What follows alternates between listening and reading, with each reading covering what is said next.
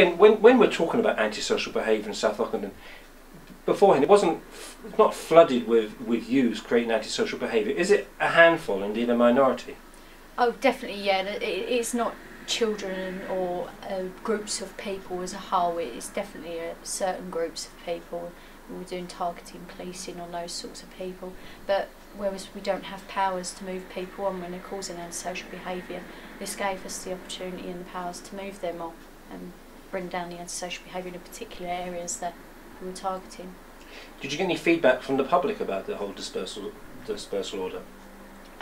We've had feedback from the shops, mostly, who were the ones that were targeted by the antisocial behaviour, and that's been positive because it's reduced for them. We've got less calls from them, they're not coming into the police station as much and saying this is happening.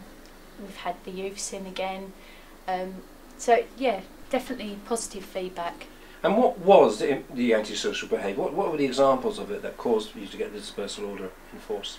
The main examples were, it was mainly youths, aged between 15 and 20, going into shops, stealing items, but going outside, throwing it back in, generally being noisy, abusive towards staff and their customers, and in the general area of Derwent Parade and Air Drive, which you've probably seen has got a small parade of shops on as well.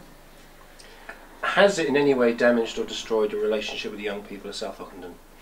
I don't think so. I think it's made the young people of South Ockendon more aware of what they're doing when they're out and about.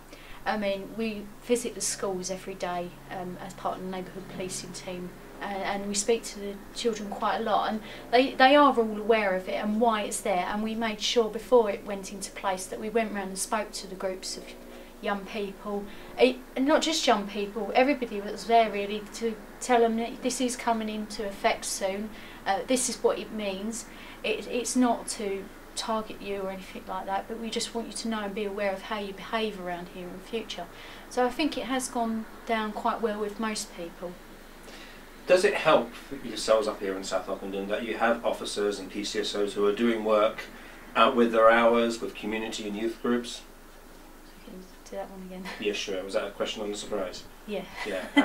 Okay. I think I just mean people like Mac. I see him up at Averley doing stuff. Yeah. Mac.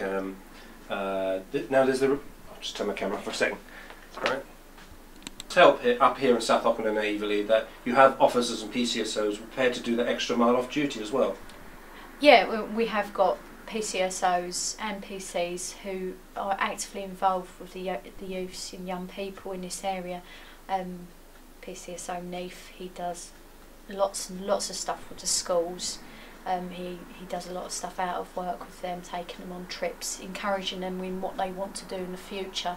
I think a lot of their work that keeps the children off the street, keeps the young people off the street because they've got things to do. And I think the main problem, or the main thing we get when we stop young people is there's nothing to do. We've got nowhere to go, and this gives them the opportunity to do something and work towards what they want to do in the future.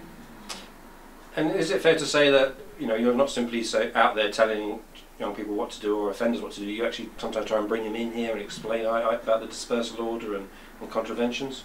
Oh, of course. If we've stopped somebody who is in a group that we think is likely to be in the breach of the dispersal order, if they have never heard of it, then we'll always explain it to them. I mean, there's a lot of signs up round and about. Some have been taken down by people who don't agree with it, but there are a lot of signs up, and if we can't find one to bring them to and explain what it's all about, then we'll definitely take them back to the station and explain what it's about and why it's there.